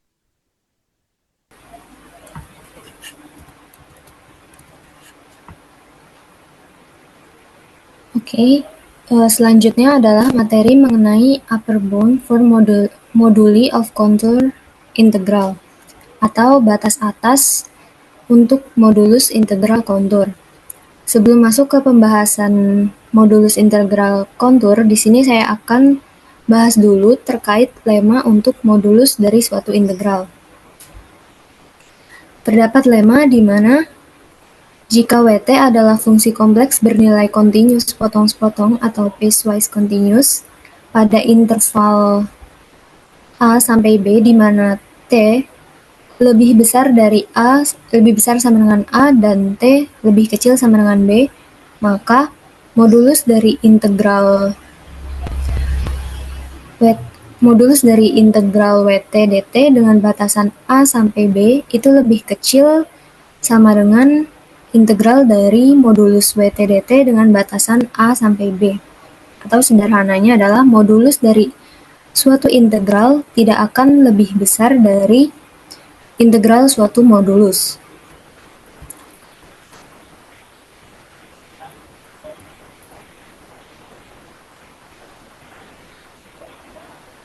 Selanjutnya untuk pembuktiannya, misalkan integral bernilai non-zero kompleks dan dinyatakan dalam bentuk polar. Jadi, persamaan yang dari pertidaksamaan yang sebelah kiri ini itu akan dimisalkan bernilai non-zero kompleks, sehingga mutlak integral Wt dt dengan batasan A sampai B itu akan sama dengan integral Wt dt dengan batasan A sampai B. Lalu dinyatakan ke dalam bentuk polar menjadi integral Wt dt dari A sampai B itu sama dengan R0 dikali E pangkat I theta. Dengan R0 merupakan bilangan real yang lebih besar dari 0, sehingga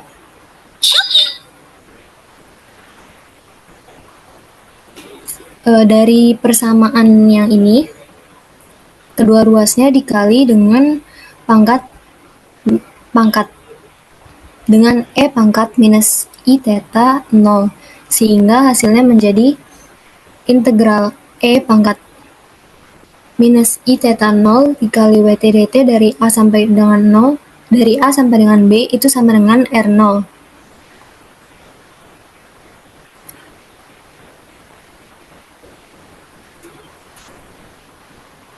Karena R0 bernilai real positif, maka R0 sama dengan nilai real dari A sampai nilai real dari integral E pangkat I theta 0, E pangkat minus I theta 0 dikali WT dt dari A sampai B.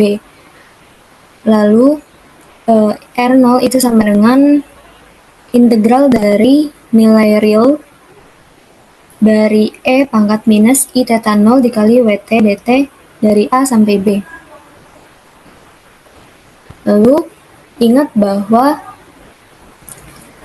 nilai real dari E pangkat minus I theta 0 dikali WT itu lebih kecil dari modulus E pangkat minus I theta 0 dikali WT. Di mana sesuai dengan sifat modulus dari E pangkat minus I kali theta dikali WT itu sama dengan modulus dari E pangkat minus I theta dikali modulus WT, di mana modulus E pangkat minus I theta itu kan sama dengan 1. Jadi 1 dikali modulus WT sama dengan modulus WT, sehingga nilai real dari E pangkat minus I theta 0 dikali WT itu lebih kecil dari modulus WT. Sehingga dapat disimpulkan terbukti bahwa R0 lebih kecil sama dengan integral modulus WT dari A sampai B, atau bisa dikatakan terbukti bahwa modulus dari suatu integral itu tidak lebih besar dari integral suatu modulus. Selanjutnya, terdapat teorema batas atas modulus integral kontur. Di sini dimisalkan C adalah kontur dengan panjang L dan misalkan suatu fungsi fz, dan dimisalkan terdapat suatu fungsi fz pada kontur C, serta terdapat M suatu konstantan non-negatif sehingga modulus fz itu lebih kecil dari nilai M. Maka modulus dari integral kontur fz dz itu lebih kecil dari M dikali L, di mana M-nya adalah suatu nilai konstantan non-negatif dan L-nya adalah panjang kontur. Atau sederhananya dapat dikatakan modulus dari suatu integral sepanjang kontur dibatasi oleh nilai maksimum dikali panjang kontur atau M dikali L. Untuk pembuktiannya, misalkan representasi parametrik dari kontur C adalah Z sama dengan fungsi Z dengan variabel T, di mana T terbatas di A sampai B. Dalam subbab sebelumnya yang diterangkan oleh teman saya, sudah ditunjukkan bahwa integral kontur C fz terhadap z itu sama dengan integral dari fungsi z dengan variabel t dikali turunan zt dt dengan batasan a sampai b. Nah, bentuk persamaan yang sebelah kanan ini bisa diterapkan ke dalam lema yang saya jelaskan sebelumnya. Jika diterapkan ke dalam lema, maka modulus dari integral fungsi z dengan variabel t dikali turunan zt dt dengan batasan a sampai b itu lebih kecil sama dengan integral dari modulus f zt dikali turunan zt dt dengan batasan a sampai b. Atau dapat ditulis juga modulus dari integral kontur C fz terhadap z itu lebih kecil sama dengan integral modulus dari fungsi z dengan variabel t dikali modulus turunan zt dt dengan batasan a sampai b.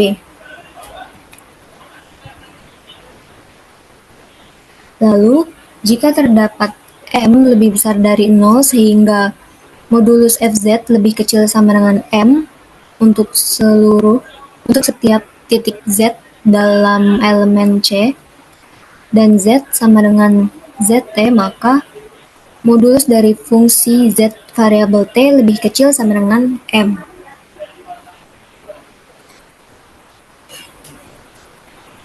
Sehingga modulus dari integral kontur fzdz itu lebih kecil sama dengan integral dari M dikali modulus turunan zt dt dari A sampai B, atau bisa juga ditulis modulus integral kontur dari fz dz itu lebih kecil dari M dikali integral modulus dari turunan zt dt dari A sampai B. Nah, pada sebab sebelumnya juga telah dijelaskan bahwa integral modulus turunan zt terhadap t dengan batasan A sampai B itu adalah panjang kontur. Yang ini itu adalah panjang kontur yang dinotasikan dengan L. Sehingga modulus integral kontur fz dz lebih kecil dari M dikali L. Dari pembuktian ini, terbukti bahwa batas atas dari modulus integral kontur adalah suatu nilai maksimum konstanta non-negatif dikali panjang kontur M dikali L. Selanjutnya terdapat contoh soal yang pertama. Misalkan C adalah busur lingkaran modulus Z sama dengan 2 dari Z sama dengan 2 ke Z sama dengan 2i yang terletak pada kuadran pertama. Tunjukkanlah bahwa modulus integral kontur Z dikurang 2 per Z pangkat 4 plus 1 dz itu lebih kecil dari 4pi per 15. Untuk penyelesaiannya, kan pada soal diketahui bahwa fz itu Z min 2 per Z pangkat 4 plus 1. Sehingga modulus fz-nya adalah modulus dari Z min 2 per Z pangkat 4 plus 1, dan dengan sifat modulus, maka sama juga dengan modulus dari Z min 2 dibagi modulus Z pangkat 4 plus 1. Dan di soal juga diketahui bahwa M dikali L itu sama dengan 4pi per 15. Nah, di soal ini kan kita diminta untuk menunjukkan apakah benar bahwa batas atas dari modulus integral kontur C di soal ini itu sama dengan 4pi per 15. Jadi kita harus tunjukin bahwa apakah benar nilai M dikali L-nya itu adalah 4pi per 15. Nah, caranya yang pertama kita harus cari dulu nilai batasan modulus fz di C. Yang pertama dari pembilangnya dulu, yaitu modulus Z min 2. Modulus Z min 2 itu kan sama dengan modulus Z plus min 2. Dan kita tahu bahwa modulus Z ditambah min 2 itu lebih kecil sama dengan modulus Z ditambah modulus min 2. Dimana karena diketahui di soal bahwa Z itu sama dengan 2, maka modulus Z plus modulus min 2 itu sama dengan modulus 2 plus 2 sama dengan 4. Sehingga dari pembilangnya kita dapatkan bahwa modulus Z min 2 itu lebih kecil sama dengan 4. Yang kedua, dari penyebutnya yaitu modulus Z pangkat 4 plus 1.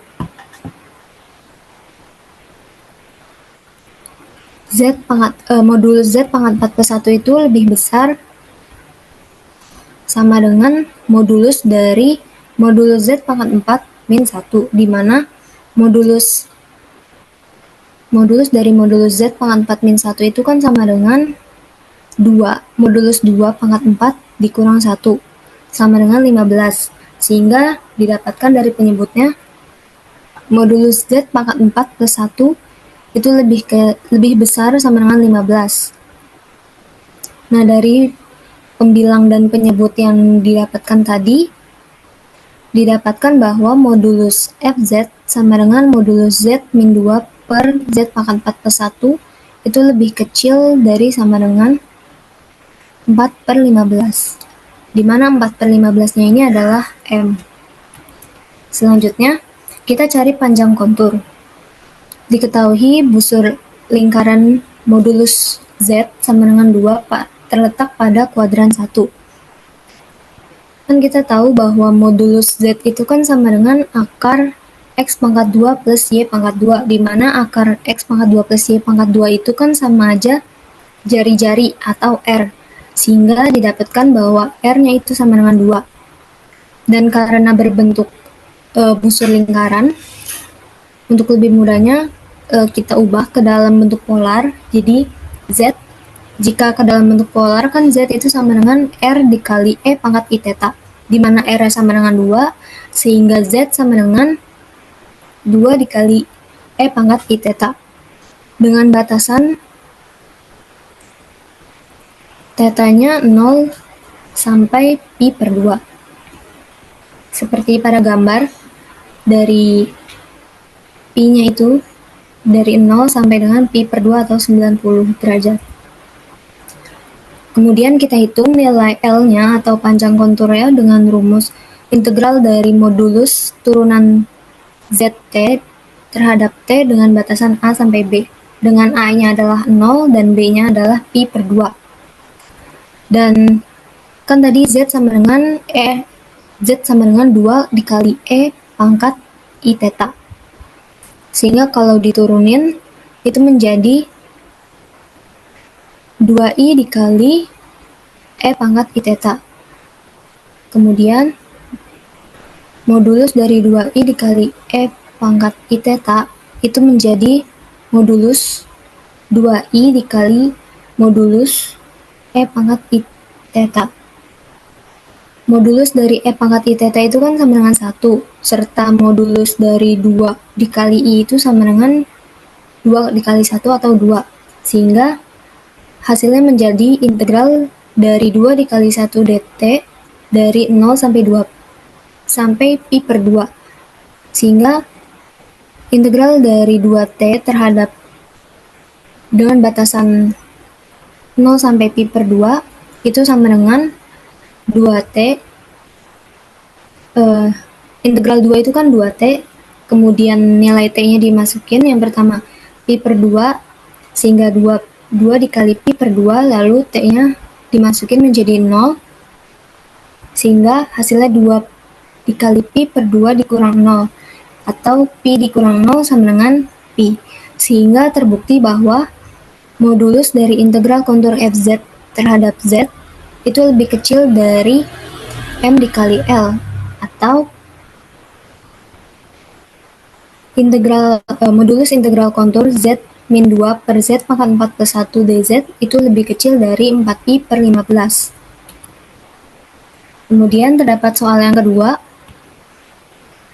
yaitu misalkan CR menyatakan setengah lingkaran yang direpresentasikan z sama dengan R dikali E pangkat I theta, dengan batasan tetanya adalah dari 0 sampai pi, dari z sama dengan R ke z sama dengan min R, dengan R lebih besar dari 3. Tanpa menghitung integralnya secara langsung, tunjukkanlah bahwa limit dari R menuju ta hingga dari integral kontur z plus 1 per z pangkat 2 plus 4 dikali z pangkat 2 plus 9 dz itu sama dengan 0. Untuk penyelesaiannya, karena di sini kita diminta tanpa menghitung integral secara langsung, maka kita bisa menerapkan teorema batas atas modulus integral kontur. Diketahui fz itu kan sama dengan z plus 1 dikali z plus 1 per z pangkat 2 plus 4 dikali z pangkat 2 plus 9. Jika dimoduluskan, modulus fz itu sama dengan modulus dari z plus 1 per z pangkat 2 plus 4 dikali z pangkat 2 plus 9.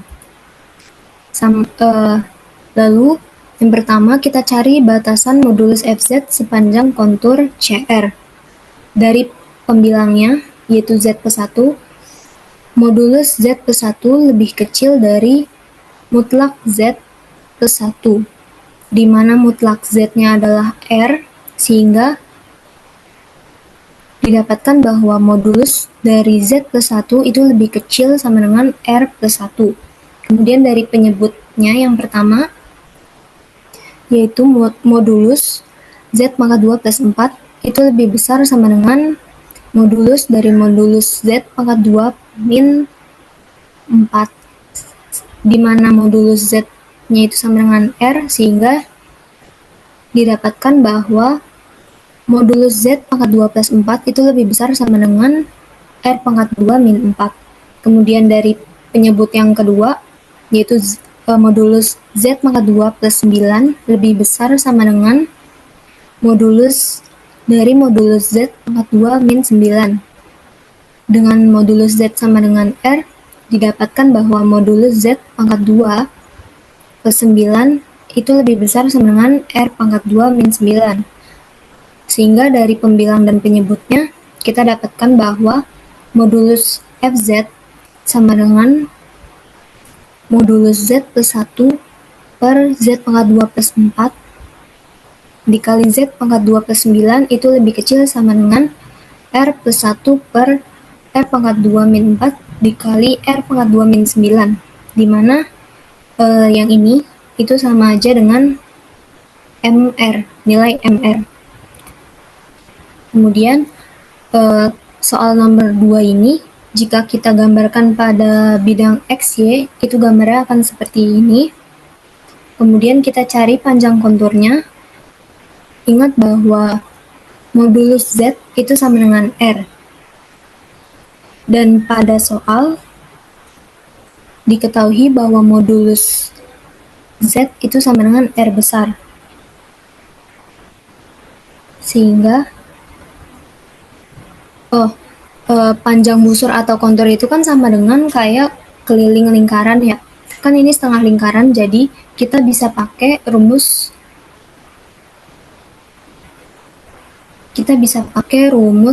keliling lingkaran, sehingga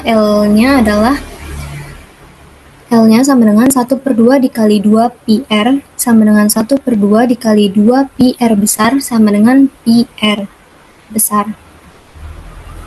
Lalu hitung MR dikali L.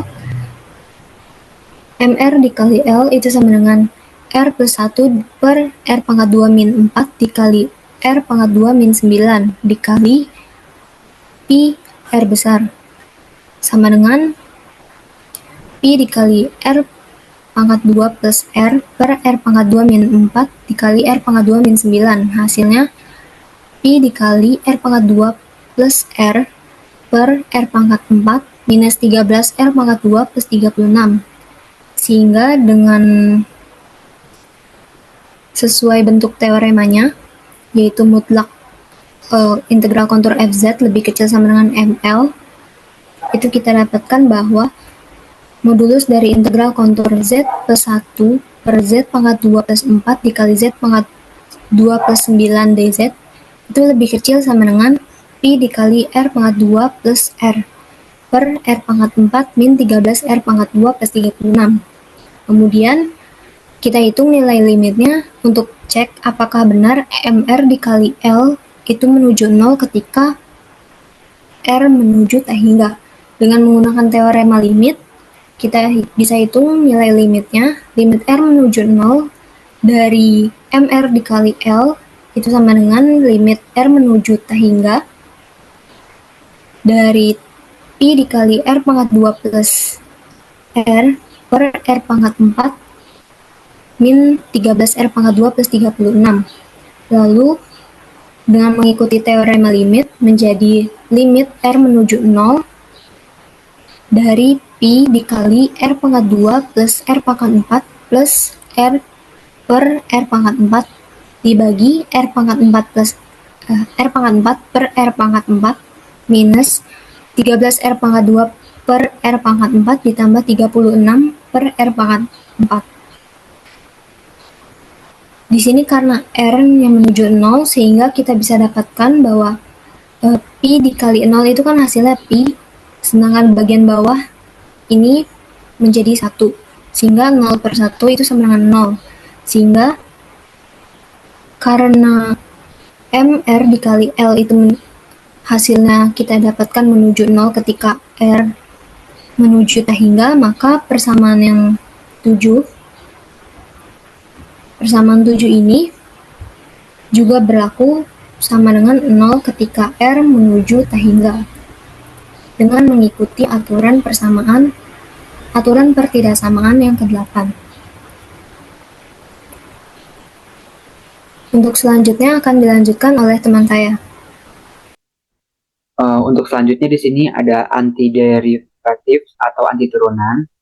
Nah, untuk teoremanya di sini misalkan sebuah fungsi fz kontinu dalam suatu daerah D. Jika salah satu dari pernyataan berikut benar, maka yang lainnya juga benar. Untuk yang poin pertama atau yang A, fz memiliki anti turunan f besar z di seluruh D. Dan untuk poin yang kedua, itu integral dari fz di sepanjang kontur yang sepenuhnya terletak dalam D dan menghubungkan sebarang titik dari titik tetap Z1 ke titik tetap Z2. Dan semuanya memiliki nilai yang sama, yaitu integral dari fz dz dengan batas Z1 ke Z2 sama dengan f besar Z dengan batas Z1 sampai Z2, itu sama dengan f Z2 min f Z1, di mana fz adalah anti turunan dalam pernyataan A. Dan untuk poin yang ketiga, integral fz di sekitar kontur tertutup yang sepenuhnya terletak di D semuanya bernilai 0. By the next.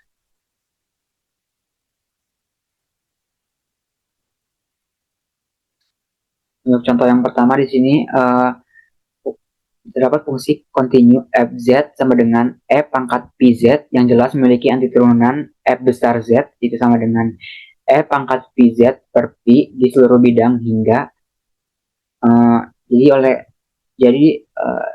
sini rumusnya itu e pangkat pz dz integral dengan batas i sampai i per 2 sama dengan e pangkat pz per pi dengan batas i sampai i per 2 sama dengan 1 per pi dikali e pangkat i pi per 2 min e pangkat iv sama dengan 1 per pi kali i plus 1 sama dengan jadinya 1 plus i per pi. Well, the next.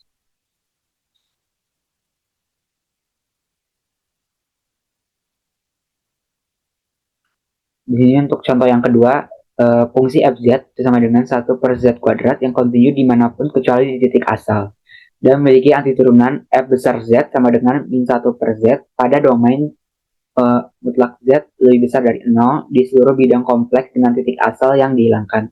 Akibatnya menjadi integral dari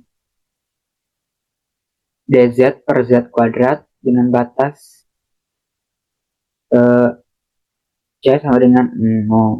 Ketika C adalah lingkaran satuan berorientasi positif. Z sama dengan E pangkat I theta dengan batas per min pi lebih kecil sama dengan theta lebih kecil sama dengan pi yang mengelilingi titik asal. Di sini perhatikan bahwa integral dari fungsi fz kan sama dengan 1 per z yang sudah diketahui tadi. Pada lingkaran yang sama tidak dapat dievaluasi dengan cara yang serupa. Meskipun turunan dari sembarang cabang f besar z dari log z adalah 1 per z, f besar z tidak terdiferensiasi atau bahkan terdefinisi sepanjang lini cabangnya. Dan secara khusus jika sinar theta sama dengan alpha dari titik asal yang digunakan untuk membentuk lini cabang, f besar turunan dari f besar z tidak ada pada titik di mana sinar tersebut berpotongan dengan lingkaran C. Jadi C tidak terletak pada domain apapun di mana turunan dari f besar z sama dengan 1 per z yang berlaku di seluruhnya, dan kita tidak dapat menggunakan secara langsung. By the next.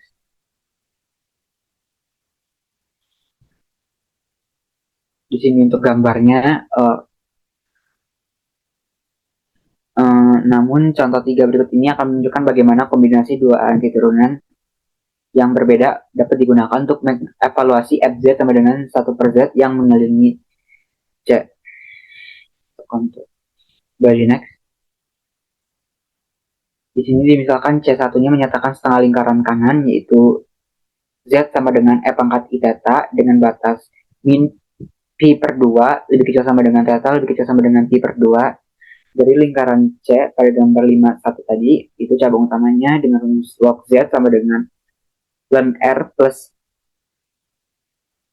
I theta dengan R lebih besar 0 dan batas min pi lebih kecil theta lebih kecil pi dari fungsi logaritma berfungsi sebagai antiturunan dari fungsi 1 per Z dalam evaluasi integral 1 per Z sepanjang C1 di gambar 52. Di sini rumusnya dz per Z dengan C1 sama dengan dz per Z dengan batas integral min I sampai I sama dengan log Z dengan batas min I per I dihitung sama dengan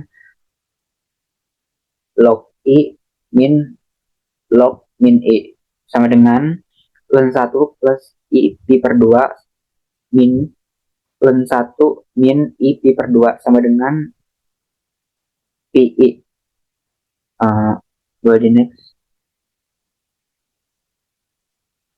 Di sini gambar 52 dan untuk selanjutnya dimisalkan C2-nya itu menyatakan setengah lingkaran kiri yang terdapat di gambar tersebut. Setengah lingkaran kirinya itu dengan rumus Z sama dengan E pangkat I theta dengan batas pi per 2 lebih kecil sama dengan theta lebih kecil sama dengan 3 pi per 2 dari lingkaran C yang sama, dan pertimbangkan cabangnya itu log Z sama dengan ln R plus I theta di mana batasnya R lebih besar dari 0, 0 lebih kecil theta lebih kecil 2 pi. Boleh next.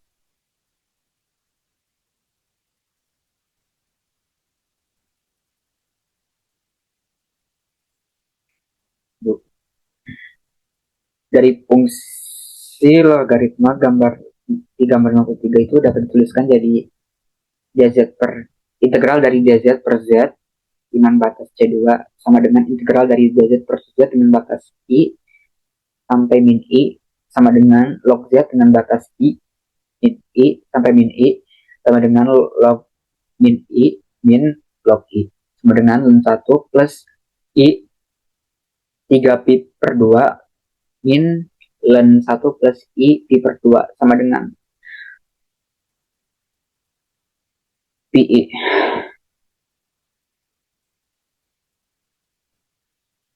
Nilai integral dari 1 per Z mengelilingi seluruh lingkaran C itu sama dengan C1 plus C2 yang diperoleh sebagai di sini integral dari dz per Z C sama dengan integral dari dz per Z C1 plus integral dari dz per Z C2 sama dengan PI tambah PI jadinya sama dengan 2 PI. Boleh next.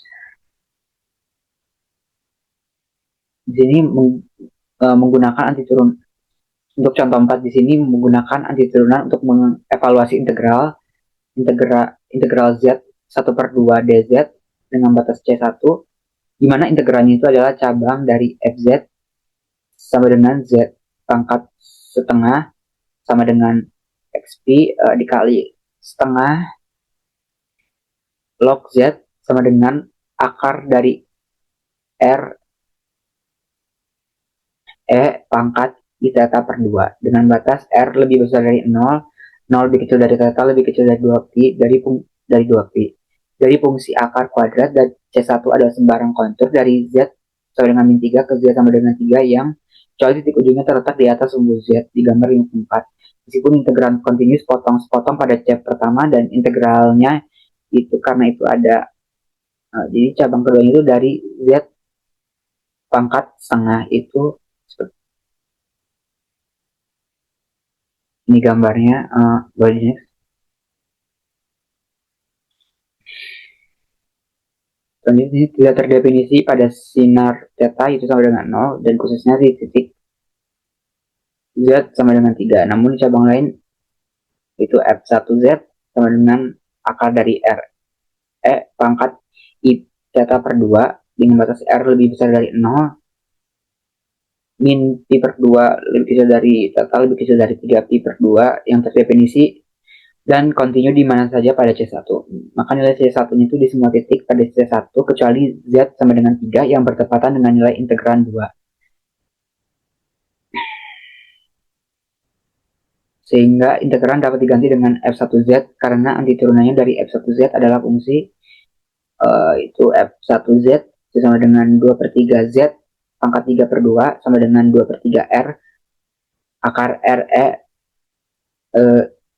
pangkat I 3 theta per 2 dengan batas R lebih besar dari 0, terus min pi per 2 lebih kecil dari theta lebih kecil dari 3 pi per 2. Dan sekarang dapat ditulis dengan integral Z setengah dengan batas C1 sama dengan integral dari F1 Z dz dengan batas min 3 sampai 3 sama dengan F besar 1Z dengan batas min 3 sampai 3 itu sama dengan 2 akar 3 dikali E pangkat I0 min E pangkat I3 pi per 2 sama dengan 2 akar 3 1 plus I. Boleh next. Dan bandingkan ini dengan contoh yang tadi di bagian 46. Jadi integralnya itu ketentuannya integral Z setengah dz setengah dz dengan batas C2 dari fungsi 2 atas sembarang kontur C2 yang membentang dari Z sama dengan min 3 ke Z sama dengan 3 di bawah sumbu real yang dapat dievaluasi dengan cara serupa. Dan dalam kasus ini kita dapat mengganti integran dengan cabang F2Z sama dengan akar RE pangkat I theta per 2 dengan batas R lebih besar dari 0, pi per 2 lebih kecil dari theta lebih kecil dari 5 pi per 2 yang dimana nilainya itu bertepatan dengan nilai integran di Z sama dengan min 3 dan di semua titik pada C2 di bawah sumbu real. Hal ini memungkinkan kita menggunakan anti turunan dari F2Z untuk mengevaluasi integran 3.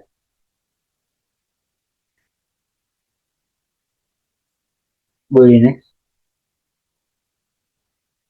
Oh, udah. Mungkin cukup sekian dari kelompok kami. Kurang lebihnya mohon maaf. Wassalamualaikum warahmatullahi wabarakatuh.